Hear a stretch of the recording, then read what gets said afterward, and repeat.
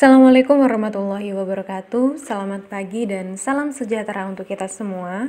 Pada kesempatan kali ini saya akan melanjutkan pembahasan untuk materi perkuliahan hari ini, yaitu tentang model komunikasi. Ada beberapa model komunikasi yang dikemukakan oleh para ahli. Yang pertama ada model Lasswell.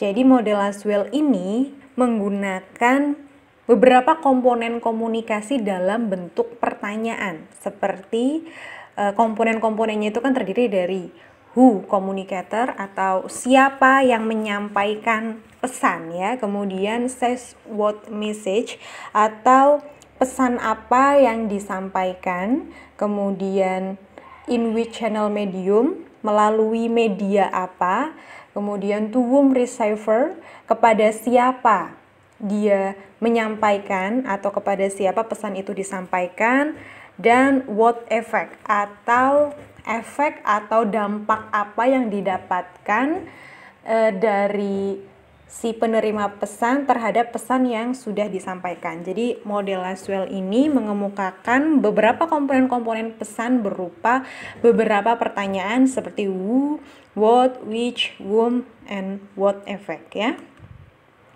Berikutnya ada model Shannon.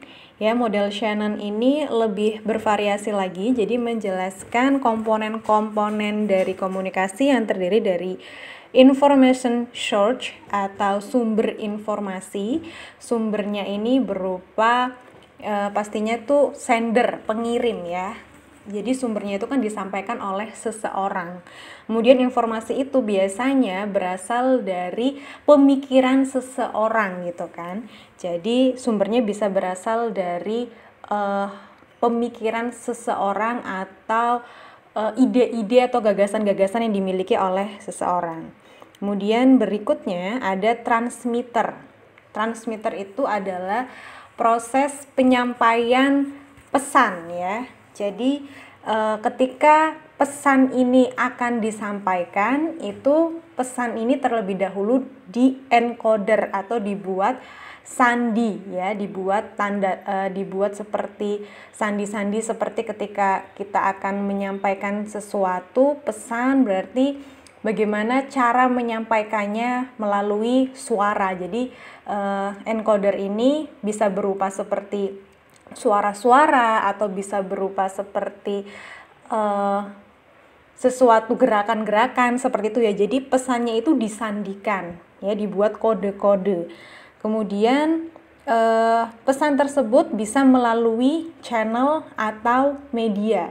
Media ini juga bisa bermacam-macam, bisa berupa media yang dimiliki oleh manusia, yaitu anggota tubuh, bisa melalui tangan, gerakan-gerakan otot gitu ya, bisa melalui seperti suara juga bisa berupa media. Kemudian ada juga beberapa media lain seperti media elektronik, ada handphone, telepon, televisi, radio, itu juga merupakan media dari komunikasi. Kemudian di sini juga ada noise atau gangguan ya. Jadi ketika pesan itu disampaikan oleh sumber, untuk bisa sampai ke seseorang juga biasanya ada beberapa gangguan-gangguan seperti gangguan suara lain ya. Jadi ketika ada seseorang yang berbicara, bisa saja ada suara yang mengganggu proses jalannya berkomunikasi, seperti ada suara motor atau kendaraan yang lewat, atau ada suara bising dari sumber suara yang lain yang bisa membuat proses komunikasi itu jadi lebih terganggu. Kemudian berikutnya ada komponen reception atau di sini tuh proses penerimaan. Jadi dalam proses penerimaan itu sandi-sandi atau pesan-pesan yang disampaikan itu diterjemahkan ya. Jadi diterjemahkan melalui persepsi dari si penerima seperti itu. Kemudian yang terakhir ada destination atau tujuan. Tujuannya berupa pastinya seseorang yang menerima pesan ya, atau receiver. Nah, jadi dari model Shannon ini pesan tersebut juga nantinya akan feedback atau dilakukan respon atau umpan balik berupa bahwa si receiver atau penerima pesan ini memahami informasi yang disampaikan. Bisa berupa anggukan, bisa berupa seperti kata-kata iya atau tidak, seperti itu ya. Jadi ada istilahnya seperti tanggapan atau respon dari receiver atau penerima pesan. Ini ada beberapa karakteristik dari model komunikasi Shannon. Yang pertama, bahwa komunikasi ini berlangsung dalam dua proses yang membuatnya sebagai model yang dapat diterapkan dalam semua bentuk komunikasi. Kemudian, konsep gangguan atau noise membantu dalam membuat komunikasi yang lebih efektif dengan cara bahwa gangguan-gangguan tersebut dapat dihilangkan ya, atau masalah yang menjadi penyebab gangguan dari komunikasi itu bisa dieliminasi atau dikurangi sehingga komunikasi itu bisa lebih efektif. Kemudian komunikasi ini juga dapat diterapkan dengan baik pada komunikasi interpersonal dibandingkan dengan komunikasi massa atau komunikasi kelompok. Jadi komunikasi ini tuh biasanya interpersonal yang melibatkan sekitar 2 atau 3 orang ya. Kalau komunikasi kelompok atau komunikasi massa yang melibatkan banyak orang ini kurang baik atau kurang efektif. Kemudian penerima pesan berperan sebagai bagian yang pasif dalam proses komunikasi. Dia hanya bisa memberikan respon, bisa berupa tanggapan, bisa berupa anggukan dan lain sebagainya. Kemudian pengirim pesan berperan aktif dalam mengirim pesan. Umpan balik tidak begitu penting jika dibandingkan dengan pesan yang dikirimkan oleh pengirim. Ya. Berikutnya ada model komunikasi yang ketiga, yaitu model Aristoteles ya. Jadi dalam model Aristoteles ini terdiri dari beberapa komponen. Yang pertama ada speaker. Speaker itu adalah orang yang menyampaikan pesan. Kemudian speech berupa pesan itu sendiri. Kemudian audience. Audience itu merupakan halayak atau orang-orang, sekelompok orang yang menerima pesan. Kemudian efek atau dampak apa yang didapatkan setelah mendapatkan pesan.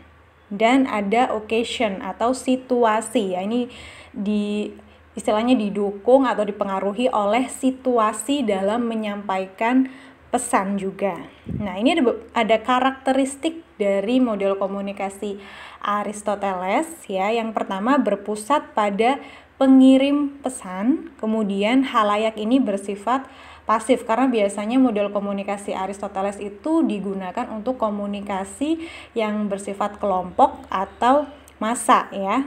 Tidak terlalu fokus pada komunikasi intrapersonal atau komunikasi interpersonal. Kemudian fokus pada interaksi halayak dalam berkomunikasi. Jadi biasanya tuh ada satu orang yang sebagai orator yang menyampaikan pesan, kemudian audiensnya atau halayaknya itu bersifat pasif, hanya mendengarkan. Jadi seperti komunikasi massa ya, atau komunikasi satu arah. Tidak terdapat konsep umpan balik, kemudian tidak ada konsep kegagalan komunikasi. Komunikasi berlangsung satu arah, hanya bisa digunakan dalam public speaking. Ini merupakan model komunikasi Aristoteles. Nah, berikutnya ada komunikasi Berlo ya, ada beberapa komponen dari komunikasi Berlo. Yang pertama ada sumber informasi, kemudian pastinya sumber ini berupa seseorang yang mengirim pesan, kemudian pesan itu nantinya akan di-encode atau disandikan. Kemudian encode-nya itu berupa pesan pastinya ya, pesan-pesan bisa berupa verbal, suara berupa kata-kata, bisa berupa lambang-lambang, simbol-simbol gitu ya. Kemudian disalurkan melalui media atau channel, kemudian diterima oleh si penerima pesan atau receiver. Nah, dalam menyampaikan pesan menurut model komunikasi Berlo ini, ada beberapa hal yang mempengaruhi agar komunikasi ini bisa berjalan lebih efektif. Dari sisi sumber atau si pemberi informasi ini, ada beberapa hal yang sangat mempengaruhi agar komunikasi ini bisa efektif. Yang pertama adalah communication skill atau keterampilan komunikasi dari si komunikator atau orang yang menyampaikan pesan. Keterampilan yang dimiliki seseorang dalam berkomunikasi itu sangat penting sekali agar pesan tersebut bisa efektif sampai ke penerima ya. Kemudian yang berikutnya, faktor berikutnya yang mempengaruhi yaitu dari sumbernya ini adalah sikap yang ditunjukkan oleh si penyampai pesan. Kemudian pengetahuan atau knowledge-nya bagaimana ya.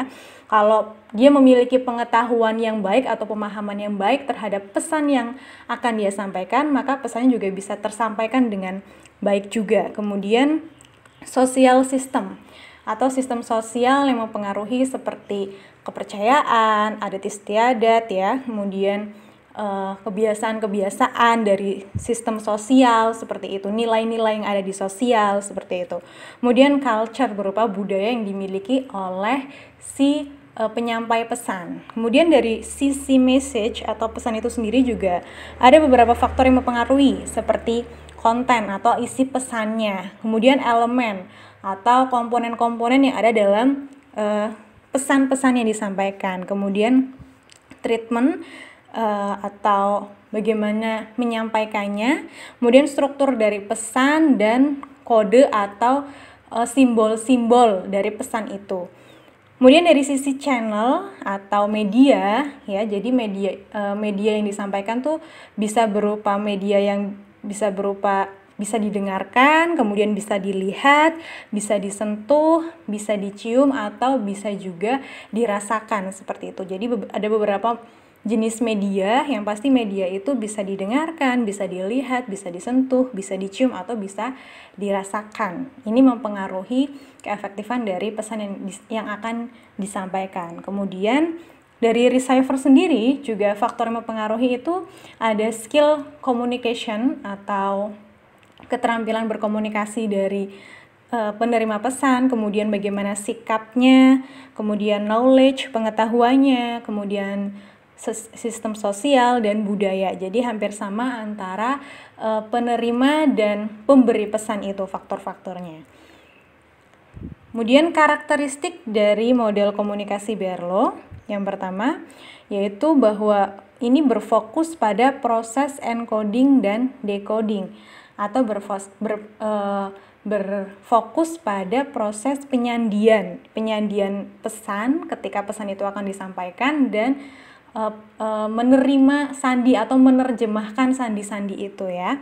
Kemudian komponen komunikasi dipengaruhi oleh beberapa faktor seperti tadi ya, ada faktor-faktor yang berasal dari sumbernya, dari pesannya, dari medianya maupun dari penerimanya. Kemudian tidak adanya konsep umpan balik, jadi pada model komunikasi Berlo itu tidak ada proses umpan balik atau feedback. Kemudian efek komunikasi tidak dapat diketahui karena tidak ada proses feedbacknya ya untuk umpan baliknya, jadi tidak tahu apakah ada dampak dari proses komunikasi yang sudah dilakukan.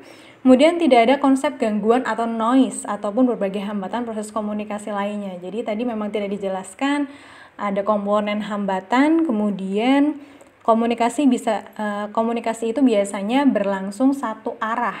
Kemudian baik pemberi pesan atau penerima pesan memiliki kesamaan jika dilihat dari faktor-faktor yang mempengaruhi keduanya ya. Tadi ada seperti communication skill, attitude, knowledge, social system, dan culture. Jadi ada beberapa kesamaan antara pemberi dan penerima pesan. Berikutnya ada model komunikasi Osgood dan Scrum. Jadi kalau model komunikasi Osgood dan Scrum ini di mana ada proses seperti siklus ya, siklus. Jadi pesan ini nantinya akan disandi ya, disandi, kemudian diinterpretasi, kemudian diterjemahkan, kemudian menjadi suatu pesan lagi. Kemudian pesan ini nantinya juga akan di encoder lagi gitu atau akan disandi, diterjemahkan dan istilahnya diinterpretasi lagi dan diterjemahkan kemudian menjadi pesan lagi. Jadi ada seperti siklus ya kalau menurut Osgood Scharman, dan ini ada beberapa komponen ya dari komunikasi Osgood Scharman. Yang pertama yaitu sender atau transmitter, yaitu orang yang mengirim pesan, kemudian encoder orang yang mengubah pesan ke dalam bentuk kode atau sandi ya. Kemudian decoder, orang yang mendapatkan pesan yang telah di-encode, yang telah disandi, yang dikirimkan oleh encoder dan mengubahnya ke dalam bahasa yang dapat dimengerti oleh orang lain. Kemudian interpreter, orang yang mencoba memahami dan menganalisis pesan ya. Pesan diterima setelah diinterpretasi. Kemudian receiver, interpreter dan receiver adalah orang yang sama di sini ya. Receiver adalah orang yang menerima pesan yang melakukan proses decoding dan menginterpretasikan pesan-pesan aktual. Kemudian message, pesan itu sendiri, data yang dikirimkan oleh pengirim pesan dan informasi yang diterima oleh penerima pesan. Kemudian ada feedback atau umpan balik, proses merespon pesan yang diterima oleh penerima pesan. Kemudian ada medium atau media atau saluran yang digunakan oleh pengirim pesan untuk mengirim pesan, dan ada noise atau gangguan. Gangguan ini terjadi selama proses komunikasi berlangsung ya, bisa berupa gangguan semantik di mana terjadi perbedaan makna antara pesan yang dikirimkan oleh pengirim maupun pesan yang diinterpretasikan oleh penerima pesan ya. Berikut ini ada karakteristik dari komunikasi Osgood dan Scrum. Yang pertama, yaitu fokus pada encode dan decode pada proses penyandian dan proses penerjemahan sandi itu. Kemudian komunikasi itu berlangsung dua arah karena adanya umpan balik atau feedback tadi ya. Kemudian adanya konsep part of experience yang merupakan efek psikologis dapat membantu untuk memahami proses komunikasi. Jadi berdasarkan pengalaman yang ada di lapangan ya. Ini dapat membantu memahami proses komunikasi apabila memiliki pengalaman ya, yang memiliki pengalaman yang sama yang sudah pernah dialami dengan pesan yang disampaikan, maka dia lebih mudah untuk memahami pesan yang disampaikan. Kemudian adanya umpan balik bersifat tidak langsung dan lambat. Kemudian terdapat konsep umpan balik sehingga memudahkan bagi pengirim pesan untuk mengetahui apakah pesan yang diinterpretasikan dengan baik oleh penerima pesan. Kemudian tidak diabaikannya konsep gangguan atau noise ya. Kemudian penerima pesan dan pengirim pesan dapat bertukar peran dalam menyampaikan dan menerima pesan. Nah, kemudian selain itu, karakteristik dari komunikasi Osgood itu juga bersifat dinamis dan berguna secara praktis. Gangguan semantik merupakan konsep yang dapat membantu memahami permasalahan yang dapat terjadi selama pesan diinterpretasi. Konsep interpretatif membuat komunikasi menjadi lebih efektif. Kemudian konsep konteks membuat faktor lingkungan dapat dimasukkan ke dalam interpretasi pesan dan membuat perubahan dalam nilai pesan. Kemudian tidak sesuai atau tidak cocok untuk diterapkan dalam proses komunikasi yang sangat kompleks. Hanya terdapat dua sumber utama yang berkomunikasi. Banyaknya sumber justru akan membuat proses komunikasi mengalami komplikasi dan model komunikasi tidak dapat diimplementasikan dengan baik. Jadi ini hanya bisa dilakukan oleh komunikasi interpersonal ya. Kemudian dimungkinkan terjadinya perbedaan interpretasi terhadap pesan yang dikirimkan dan pesan yang diterima. Kemudian digunakan untuk media baru. Dan yang terakhir, dapat menjadi model komunikasi linier jika penerima pesan tidak memberikan tanggapan. Ya, baik. Terima kasih atas perhatiannya. Kita insya Allah akan bertemu lagi pada minggu selanjutnya. Assalamualaikum warahmatullahi wabarakatuh.